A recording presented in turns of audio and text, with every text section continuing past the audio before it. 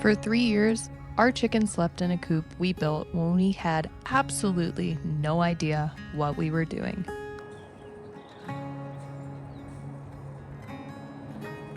And for 3 years, it served us. It wasn't pretty, it wasn't perfect, and it definitely wasn't built by experts, but it worked for the flock we had at the time and for the season of life we were in.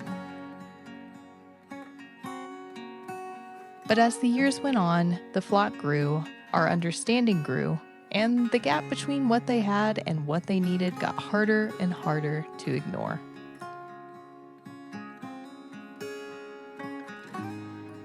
The roof leaked, the ventilation was poor, there wasn't nearly enough space for the amount of birds we had, and even though we kept making do, I think deep down I knew for a long time that making do wasn't the same thing as doing it well.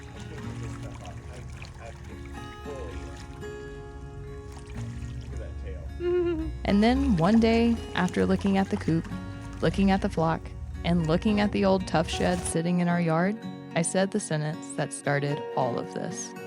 What if we just turned the shed into a chicken coop?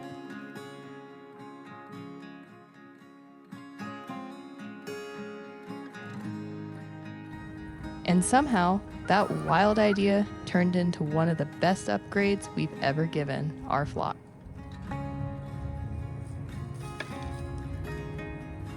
This week at Fort Fluffy Butt, we finally did something that should have happened a long time ago.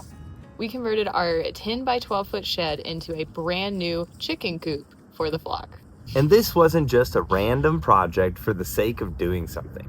Their old coop had a leaky roof, poor ventilation, and nowhere near enough space for how many birds we have now. One of those setups that worked until it actually didn't. Chicken math is real. 1 + 1 = 30. Yeah, that's how that goes. That's chicken math. 100. Oh, there's birds. Birds everywhere. Easily distracted Squirrel. by birds. Squirrel, birds, chickens. Ah! So this video is the story on how we emptied our entire shed, worked through some hard emotional stuff, repaired damage we found along the way, and turned it into what is now basically a chicken castle. And I'm really excited about this one because it feels like one of those projects that says a lot about what this channel is becoming.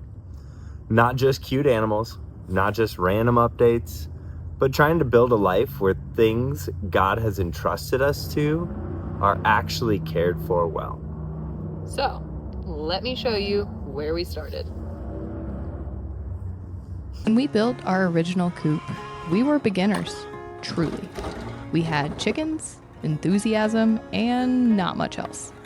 We didn't really understand flock dynamics yet. We didn't fully understand ventilation. We didn't understand how much space chickens actually need when weather keeps them inside more than you planned. And we definitely didn't understand how quickly a starter coop can become a permanent structure if you're not careful. At the time, it felt fine. It felt exciting even. We were building something with our own hands. We were learning as we went, and the chickens had a home. And for a while, that was enough. But over time, all the things we didn't know at the beginning started showing up in the structure itself. The roof eventually started leaking, the ventilation just wasn't good enough, and the biggest problem of all was space. We simply had far more birds than that coop was designed to hold comfortably, especially overnight and especially in bad weather. And that's the thing about animal care. Sometimes the setup can be technically functioning while still no longer being right. That old coop wasn't a failure though. I want to say that clearly because I think it's easy to look back at your earlier work and only see what was wrong with it. But it also carried us through the beginning. It got us started. It sheltered our birds for years. It taught us a lot. But it also belonged to an earlier version of us. A version of us that loved chickens but didn't really know them yet. A version of us that was building with hope more than experience. And as much as I'm grateful for that version of us, I also don't want to stay there forever. Because when you know better, you start seeing better. And once you start seeing better, it gets harder to keep accepting conditions that aren't really good enough anymore. The truth is, our flock had outgrown that coop in every possible way. Not because we didn't care, not because we were neglecting them, but because life changes faster than structures do.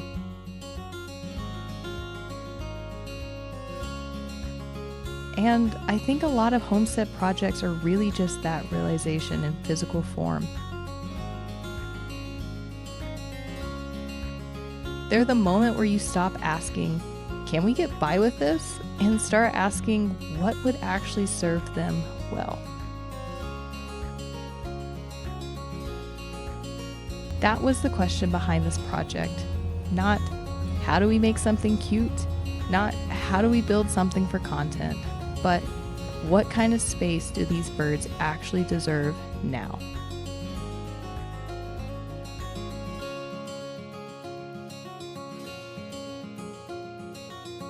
And once I really asked that question, honestly, the answer was obvious.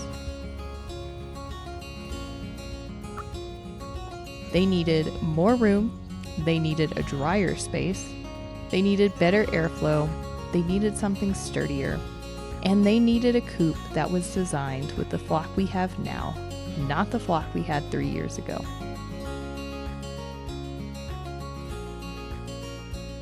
So, that's what we set out to make. Around the same stretch of time, we also went through something really hard with one of the new hens we had taken in. I briefly mentioned it in the last video, but one of the hens we rescued from the shelter turned out to be fully blind. The shelter told us she had a cataract in one eye, but we learned ourselves, once she was here, that the situation was much more severe than that. And then, in a terrible accident, she stepped up onto the side of the duck pond and fell in. She had shown absolutely no interest in climbing on things before that, so the duck pond honestly wasn't something we had even considered a danger to her, but it happened. And I don't want to center this entire video around that loss because this coop project was already in motion and it wasn't the reason we built the new coop, but I also don't want to skip over it because it changed the way I think about special cases in a very real way. What I learned from that situation is something hard but simple. We cannot take on specialty cases like that while living in the city with only one shared run and one shared system. Our ducks need a pond. That is part of what serves them best. It matters for their health, it matters for their happiness, and it matters for them being able to live like ducks. But in that situation, serving one creature well created a danger for another creature who needed something entirely different. And that is the part of stewardship people don't always talk about. Sometimes different needs conflict. Sometimes there is no one setup that perfectly serves everybody. Sometimes your physical environment has limits, and pretending it doesn't can cost an animal dearly. We did not go searching for a fully blind hen. We did not knowingly choose a case we were unprepared for. But once she was here, it became our responsibility to understand what her life required. And what I took away from that loss is that if we are ever going to take on a specialty case like that again, that bird has to have a completely separate run and coop. Not a modified version of the same space, not a hopeful workaround, a truly separate setup. And living where we live now, with the footprint we have now, that simply isn't something we can do well. And that was a hard lesson. But I also think stewardship means letting hard lessons actually teach you something. So, while this new coop wasn't built because of her, that situation absolutely deepened my conviction that our animal spaces need to be better, more intentional, and more fitted to the needs of the animals actually living in them. And that conviction carried straight into this project. The funny thing is, this project didn't begin with some big master plan. It began with me looking outside one day and thinking, almost offhandedly, well, what if the shed just became the coop? That was it. That was the spark. We already had this 10 by 12 Tuff Shed sitting there in the yard. It was weatherproof, it had structure, it had walls, a roof, a door, windows, it had space. And unlike starting from scratch, it gave us something we could adapt instead of something we'd have to build from the ground up. And once the idea landed, it was one of those ideas that wouldn't leave us alone. Because the more we thought about it, the more sense it made. The shed was large, it was already in place, it could handle weather, it had vertical room for roosts, and it could give the flock enough indoor space to actually spread out. Plus, if we were careful, we could convert it in a way that still protected the structure and allowed it to become a shed again someday if we sell the house or move. That last piece mattered a lot to us. We didn't want to permanently destroy the shed. We didn't want to create something impossible to reverse. We wanted to make smart upgrades that serve the chickens now without making a huge mistake for later. So, from the very beginning, the goal wasn't just make a coop. The goal was make a coop that works, make a coop that stays clean, make a coop that protects the shed itself, and make a coop that could theoretically become a shed again one day if it needed to. That made the project feel really grounded to me. Not impulsive, not reckless, just practical. And once we committed to the idea, the first step was clear. We had to empty the shed completely. And that turned out to be one of the hardest parts of the whole process. This shed had been used for storage, not just random storage either. It was full of things left over from Rob's mom. She passed away 5 years ago, and when Rob inherited the house, a lot of her belongings were still here. And like so many things in grief, they didn't get sorted right away. Nice. There were items, documents, photos, keepsakes. It's the Paper Pro. It's got my mom's name on it. So you can grip it, it's grippy. You're gonna be a jerk. I'm not being a jerk. I know. I like stapling papers too. All right, we can keep the stapler.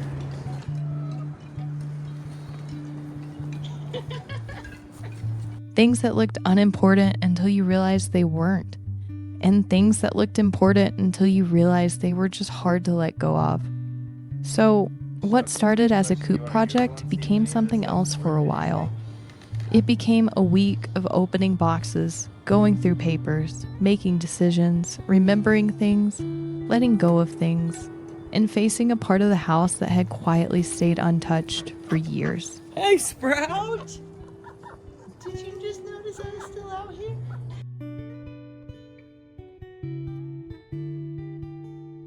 Okay, thrift. Thrift it. And I want to say this carefully because I don't want to make it sound like a clean little movie moment where everything was meaningful and neat and symbolic. It wasn't neat. It was heavy. It was tiring. It was emotional. There were a lot of things in there that had simply outlasted the emotional energy it would have taken to sort them sooner. And I was really proud of Rob in that part of the project because the building itself wasn't the hardest work he did that week. The hardest work was going through his mom's things and finally doing what had been waiting to be done for 5 years.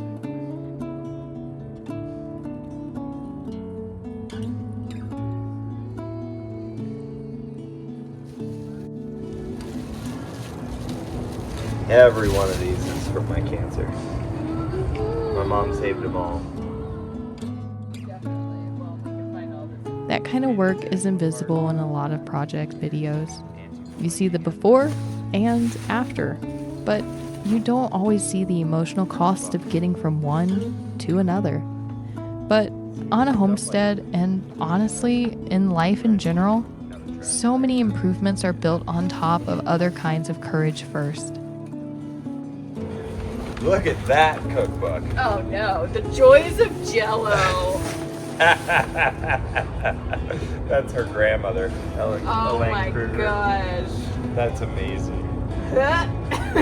This looks so nasty. It's so nasty. Oh my gosh, no. Grease. Jell-O. Grease it. Nasty. Grease the Jell-O.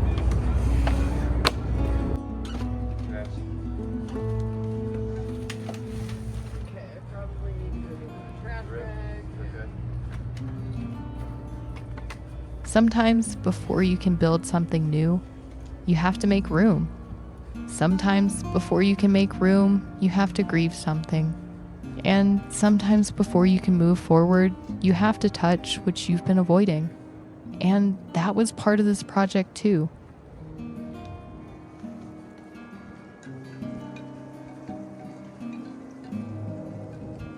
It wasn't just clean the shed.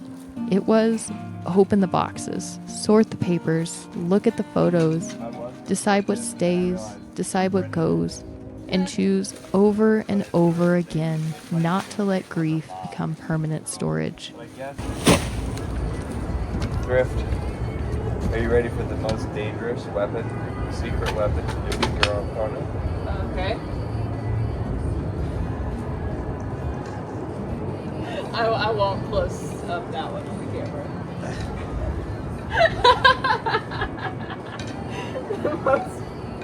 I can hear like David Attenborough in the background. The most dangerous creature. This is dope, huh?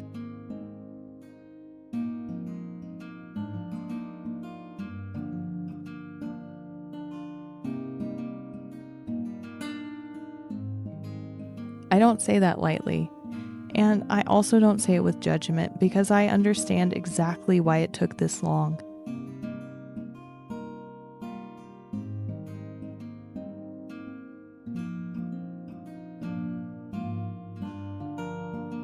Life keeps moving. Pain gets shelved.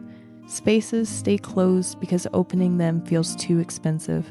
But in a really strange way, this coop became the reason to finally do that work.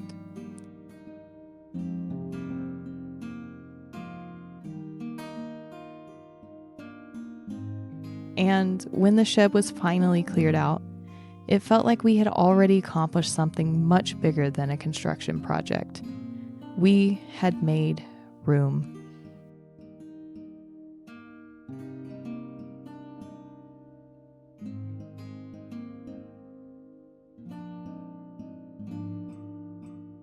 Not just physically, emotionally too.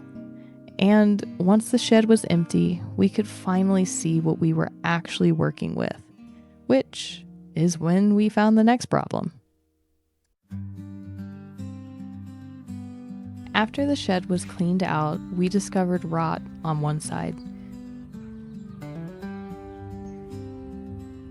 which, if you live in Colorado, feels almost offensive somehow. Rot doesn't feel like it should be a Colorado problem, but this particular side of the shed faces north, and when snow builds up there, it just sits. It stays damp for weeks, and over time, that constant moisture had done real damage.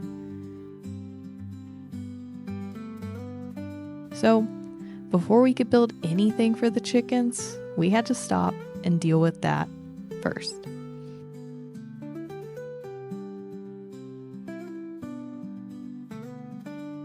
And honestly, I'm glad we found it, because this is exactly why I wanted to convert something thoughtfully instead of just shoving chickens into a bigger structure and calling it good.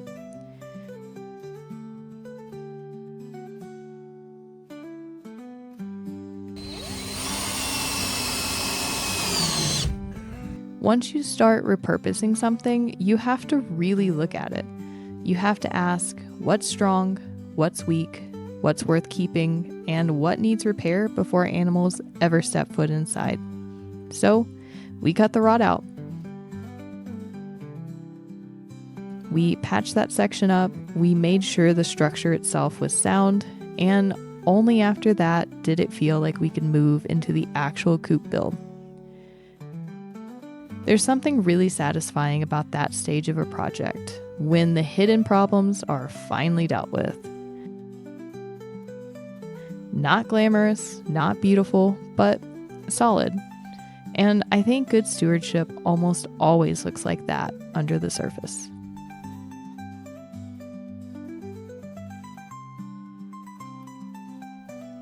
Once the shed was empty, repaired, and ready, the fun part finally started. Ready?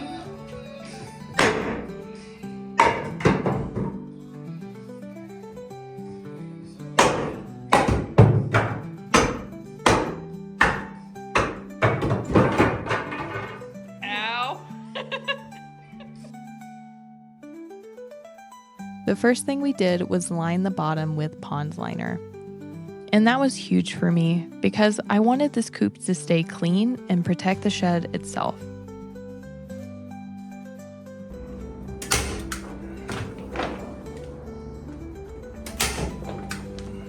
Chickens are hard on structures. They scratch, they spill, they poop everywhere. Moisture builds up, bedding shifts around, and if we were going to use this shed as a coop,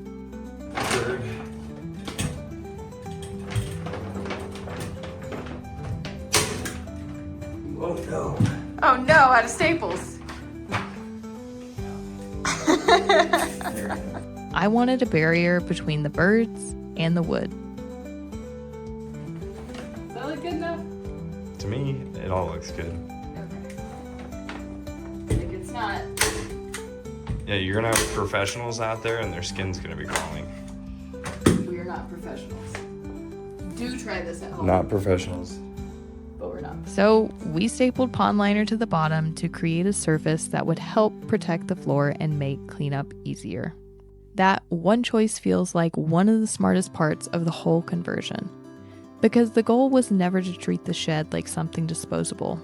It was to adapt it well. Oh, it's so janky. People are gonna be like, bro, cut it even. To work with what we had in a way that respected the house, respected the property, and respected the possibility that one day this may need to become a storage shed again. Then came the roost bars. And this is one of my favorite parts of the build because it perfectly captures the spirit of the whole project. Use what you already have, look at your materials differently, and let practicality be enough. When we were cleaning out the shed, we found scrap wooden bed frame pieces, the rung light parts from the bottom, and we turned those into roost bars. Nothing fancy, nothing custom, nothing expensive, just real wood already here, becoming exactly what we needed. In the end, we created more than 30 feet of roosting space. 3 rows of 10 feet each, and then a lower 5-foot section beneath, almost like ladder rungs, each level higher than the last. And that setup makes so much sense for chickens. They like options, they like hierarchy, they like being up high, and giving them multiple levels lets the flock sort itself out much more naturally than trying to force everyone onto 1 or 2 bars.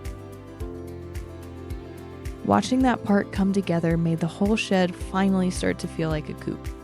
Not a storage building, not a maybe, a real coop.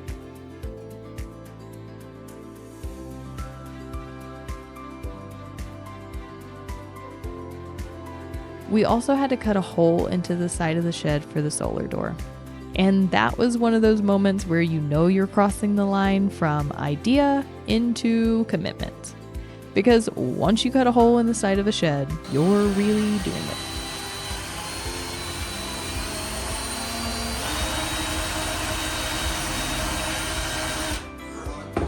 But again, we kept reversibility in mind.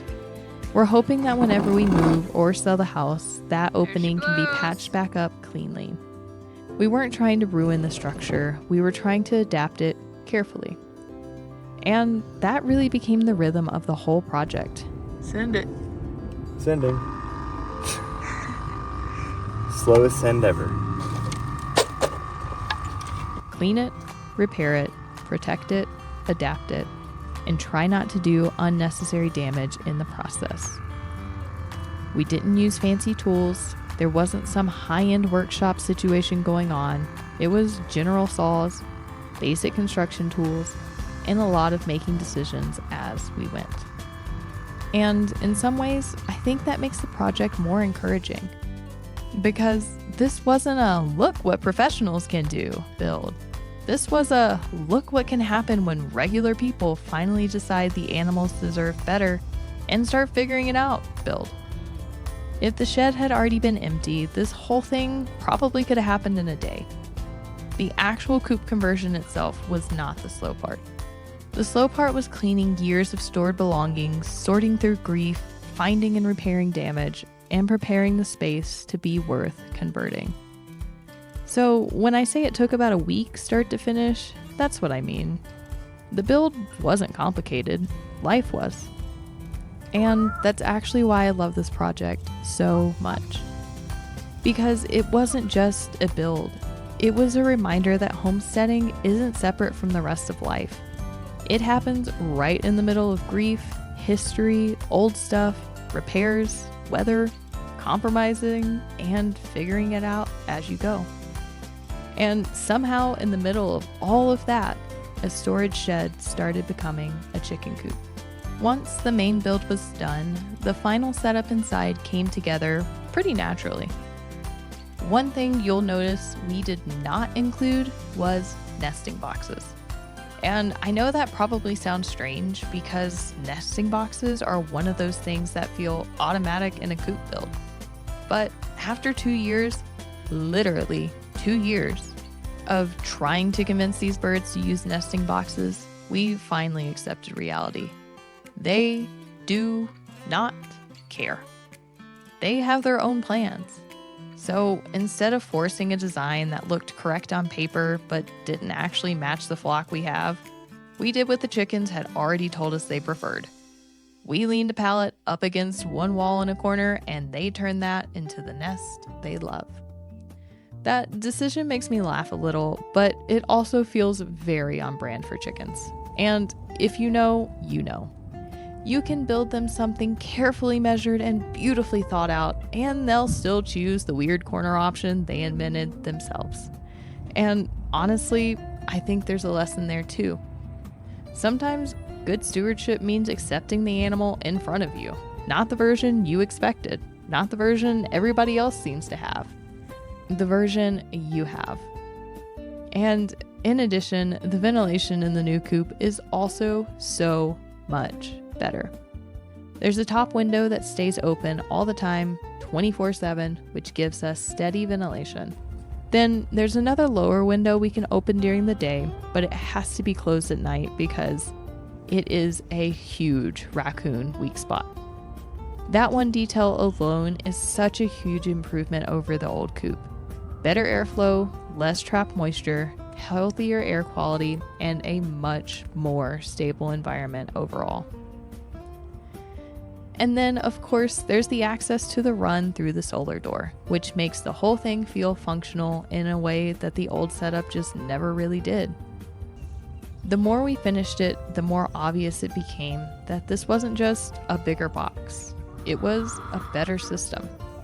A system with more room, more structure, better airflow, more roof space, cleaner surfaces, and a layout that actually fits the floor. And maybe my favorite part of the final setup is how simple it all feels. No fancy custom carpentry, no complicated built-ins, no trying to make it look like Pinterest, though, I mean, wouldn't we all like to have a Pinterest coop? But it's not reality. What it is just a really solid, really practical chicken coop built out of what we already had, adapted for the birds we actually keep. And that's my favorite kind of project. The kind that doesn't exist to impress anybody. It exists to make everyone's daily life better. Got nothing. See you. You don't want bath? You want to hear? Now, did the chickens immediately appreciate this incredible upgrade we gave them? Absolutely not. They hated the change. And honestly, that part was both frustrating and hilarious. Our original birds had slept in the old coop for their entire lives, more than 3 years. That was their place. That was home. So even though the new coop was warmer, drier, larger, and objectively better in every possible way, they did not care. For 2 full days, they paced outside the entrance to the old coop, yelling. Just standing there like tiny feathery protesters, furious that their routine had been disrupted. And that part is so deeply chicken, isn't it? You can improve their life and they'll still tell you they hate your idea. The first 2 nights, they would not go in on their own. At all. You coming, Basil? You just thinking about it? Basil. We had to manually catch everyone in the yard after dark and physically place them inside the new coop. And let me tell you, catching 30-ish birds after dark while trying to manage a flock that has decided they don't believe in your new plan is not exactly a calm cinematic experience, which is why there's no footage of it. It was chaos, it was exhausting, it was impossible to film well. And by the end of those 2 nights, all we cared about was getting everybody inside safely. So no, I do not have graceful lockup footage from those first 2 nights. What I have is the memory of us stumbling through the yard, catching birds one by one, putting them in, keeping them in, and hoping they would finally understand that we were not, in fact, trying to ruin their lives. And then on the 3rd night, they got it. And that's the amazing thing about chickens. They can act like the sky is falling over the smallest changes, and then suddenly one day it clicks. By the 3rd night, they all went in. And once they accepted it, the new coop just made sense. The bars were full, the space was used, the flock settled. And instead of being crowded and uncomfortable in a failing structure, they were finally roosting in a space that actually worked for them. The transition period was annoying, yes, but it was also a good reminder that animals, like people, often resist change before they benefit from it. I am guilty as charged. You can absolutely ask Rob. I'm a chicken. But just because they don't understand the upgrade right away doesn't mean the upgrade was a mistake. The day after we finished the coop, ironically, we got hit with a big snowstorm. I don't have footage of it, so you won't see that visually here, unfortunately, but it changed the way I felt about this project immediately. Because suddenly, instead of thinking about the coop as a nice upgrade, I saw it for what it really was: protection. Warmth, dryness, space, relief. And it made me realize just how much better off they were in that shed than they had been before. It also made me feel terrible for how they were living in that old coop. Not because I think we were bad caretakers, not because I think they were uncared for, but because once you see a better option clearly, it becomes very hard not to grieve what you accepted before. And I think that's part of growth too. Sometimes growth feels exciting, and sometimes growth feels like realizing how long you were normalizing something that really needed to change. That was part of this for me. I felt grateful, relieved, proud of what we built, but I also felt convicted because the new coop is obviously so much better. They have room to move. They have room to spread out. They have better ventilation. They have drier shelter. They have more roosting space than they know what to do with. They have a coop that finally feels like it fits them. And yes, it really does feel like a castle fit for queens. That's exactly what it feels like. Not in some fancy, overdone way, but in the sense that they finally have a space that reflects how valuable they are to us. They aren't just the chickens. They aren't an afterthought. They aren't backyard accessories. They are living creatures under our care. And if we are going to keep them, then I want the spaces we make for them to reflect that care more and more over time. That's one of the biggest things I learned through this build. Look around first. Look at what you already have. Look at the materials, the structures, the unused spaces, the things you assumed were fixed in purpose. And then ask whether they might become something better. Because if we hadn't looked outside one day and said, what if the shed became the coop? We probably would have spent a lot more time thinking we needed to build something brand new from scratch. And it would have taken a lot longer and a lot more money.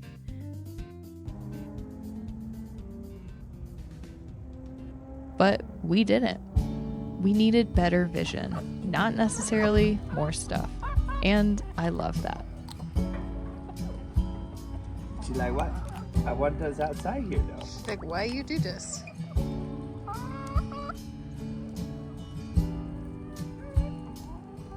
I love that this project came from paying attention, from being willing to rethink what already existed, from not assuming the old way had to stay the only way. That feels like such a homestead lesson, and honestly, a life lesson too.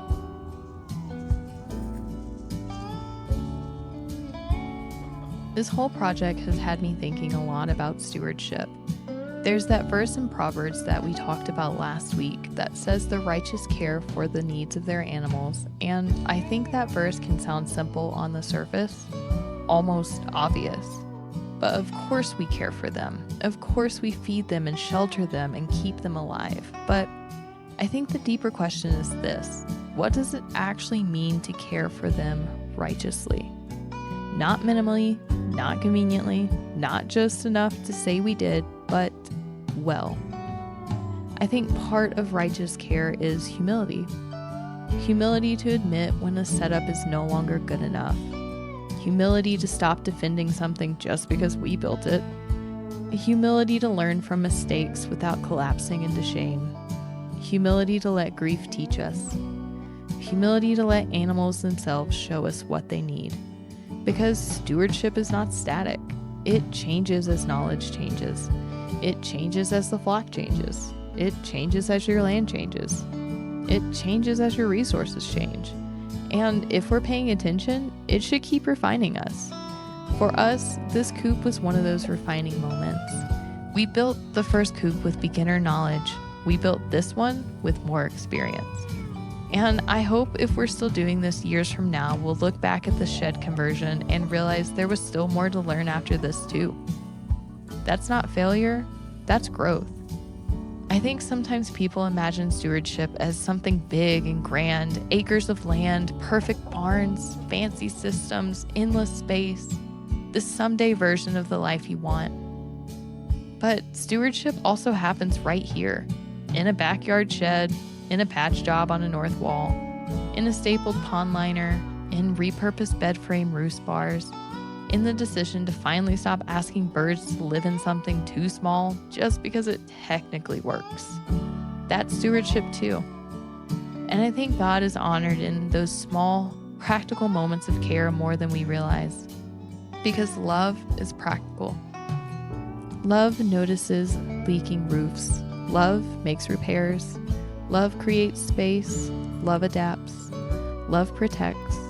Love doesn't just feel deeply, it builds differently. And maybe that's the deepest thing this project reminded me of. That caring for animals well is not separate from faith. It's one of the places faith becomes visible. In the way we respond to hard lessons. In the way we repent when our systems aren't serving them well.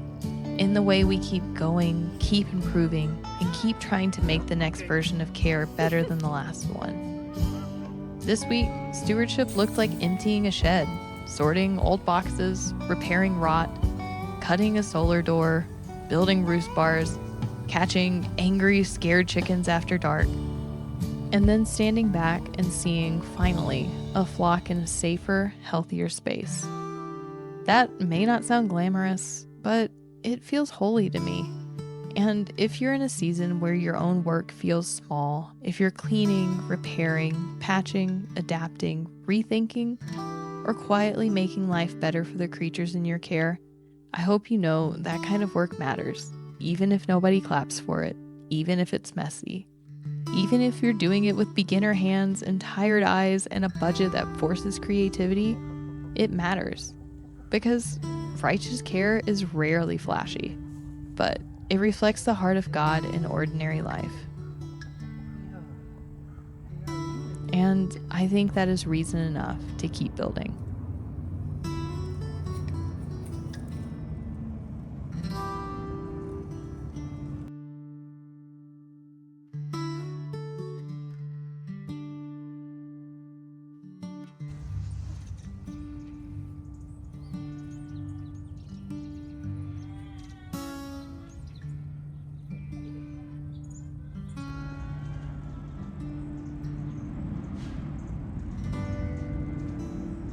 So that's the story of how our storage shed became the chickens' new home.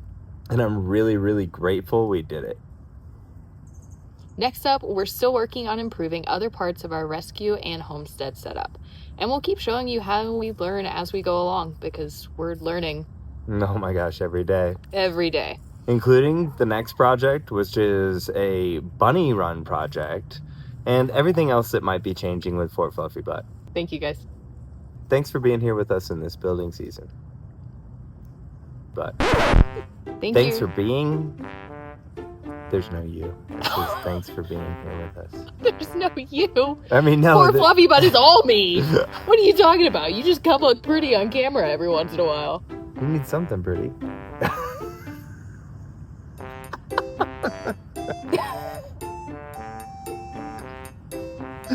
The things we regret we say after we say them.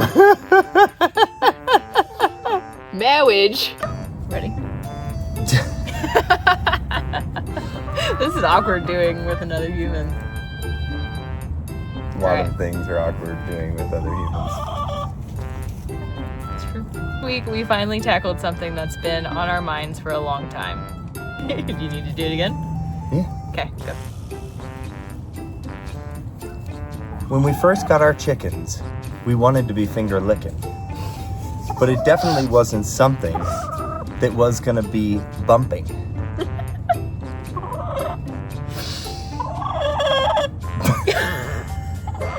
Stay tuned in and smash that subscribe button. Like. Sub. We lose all of our followers right there.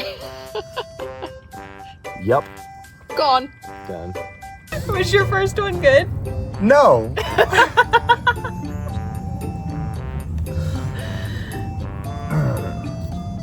Thought you were born ready.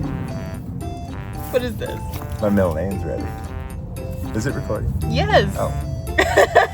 Is this for real? Yes.